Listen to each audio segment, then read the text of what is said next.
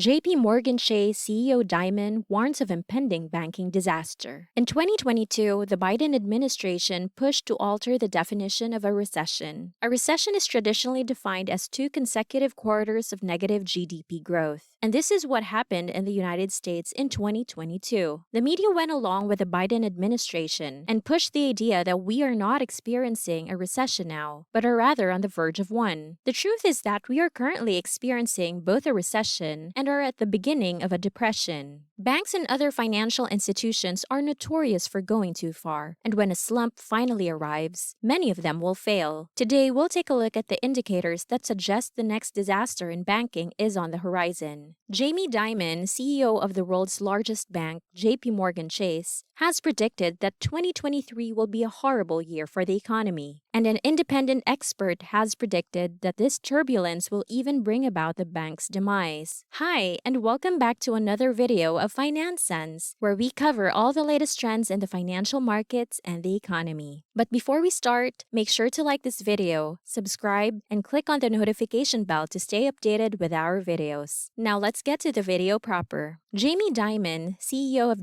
Morgan Chase for over 2 decades, offered projections for the upcoming year. He began by predicting the Federal Reserve's monetary policy actions, which at first glance don't appear too far off the mark. He anticipates that the Federal Reserve Board will continue to raise interest rates to around 5% and then keep them there in the hopes of putting a dent in inflation and causing price increases to stop. This is referred to as the terminal rate, and it plays a significant role in terms of investment. So everyone is betting on it. And because the Federal Reserve's current terminal rate projection is 5.1%, Jamie Dimon is almost precisely on target. Meanwhile, rates are at 4.375%, so there isn't much more raising to be done. And many traders take this as a positive sign, believing that the era of the Fed's aggressive policies is drawing to a close, and the economy and stock market will soon begin to rebound and surge once more. However, there is a big issue with what is about to happen because Jamie Dimon doesn't believe this will be sufficient to reduce inflation. He thinks inflation will stay high and may even rise again, despite the fact that interest rates will be at 5% and the economic damage this would cause. Dimon's leading theory is that individuals have been withdrawing from their savings accounts during the past year due to sky-high inflation, and that this is the only reason the economy hasn't collapsed. But the $1.5 trillion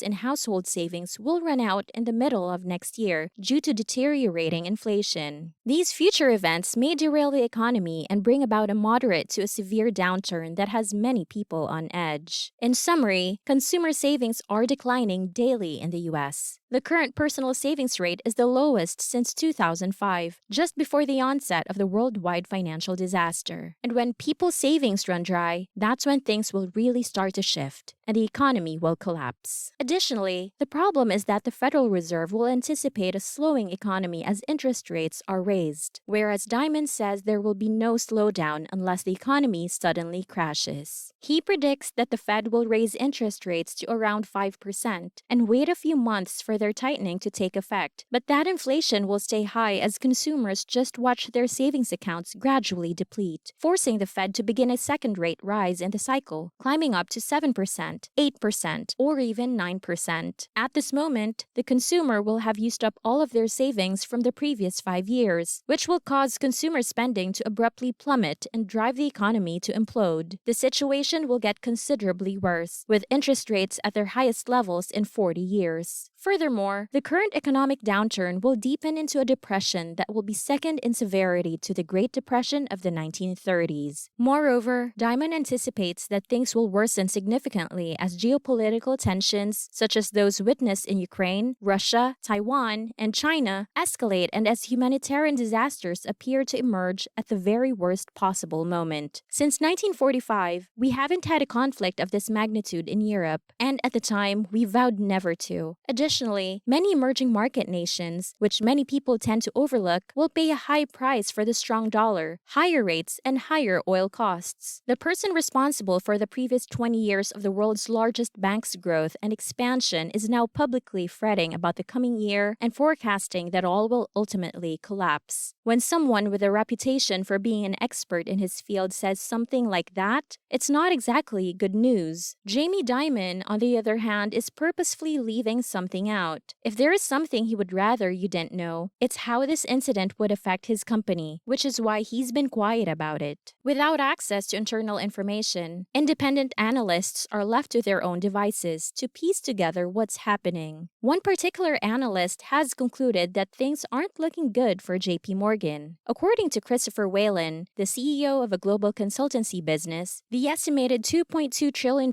in capital held by banks worldwide is really only worth a small portion of that amount. It's almost worthless when the genuine values of these assets are considered. Christopher disregards tangible equity, which consists of the value of goodwill and deferred assets, and instead concentrates on book equity, which reduces the $2.2 trillion of capital to around $1.5 billion.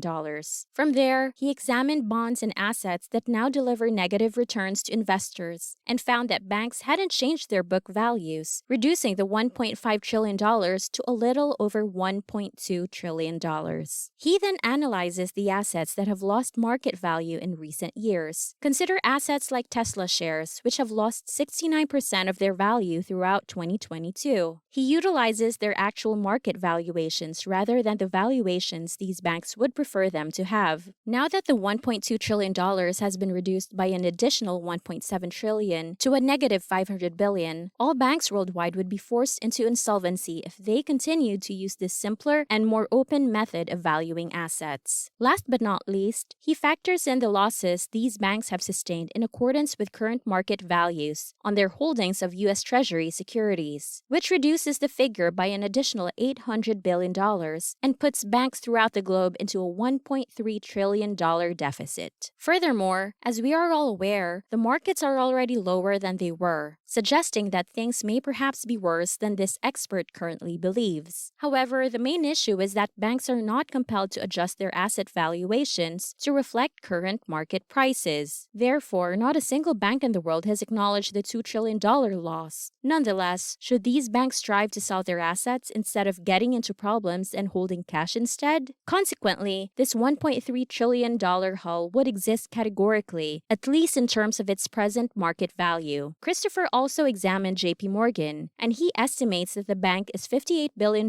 in the red. That might perhaps shed some light on Jamie Dimon's reluctance to discuss how the impending economic catastrophe would affect his company. It goes without saying that the situation is not good. In fact, given what we witnessed during the 2008 global financial crisis, in which institutions like Lehman Brothers and Bear Stearns ultimately failed and several others needed government bailouts, this scenario may quickly get worse. In terms of home prices and mortgage assets at the time, there was indeed just one bubble. But in the post-COVID economy, bubbles appeared practically everywhere. In 2 years, real estate values increased by an absurd amount. Moreover, even though there was no clear road to profitability, the value of tech stocks skyrocketed. Cryptocurrencies and non-fungible tokens, or NFTs, went from non-existent to worth several billions of dollars in a matter of years. At the same time, car prices increased alongside unconventional luxuries such as Rolex watches, which the world believed were investments and not simply frivolous luxuries. The world's economy went crazy when the money printing presses were switched on, and now we're crying in the wind. No one can predict what will happen next, although crashes often don't occur overnight. When we examine past recessions and depressions, we are prone to focus on just one specific moment. Black Monday or the failure of Lehman Brothers are two examples. But in reality, there were merely minor details in a much larger picture. Approximately 2.5 years after the dot-com bubble peaked in the middle of 2000, stocks declined slowly until early 2003. And even though the Great Depression lasted for 6 years, everyone now seems to be hoping that the current COVID crisis would only continue for a few weeks before the bull market resumes and stock prices begin to increase. There will be ups and downs along the road, but things will get worse overall. The best thing we can do to safeguard ourselves amid all of this is to maintain vigilance. It appears that we have reached the end of this video. Thank you for watching this far. Please subscribe and give a like if you enjoyed this video, and comment your thoughts below. This is Finance Sense, helping you keep up with all the latest trends in the financial markets and the economy. See you next time.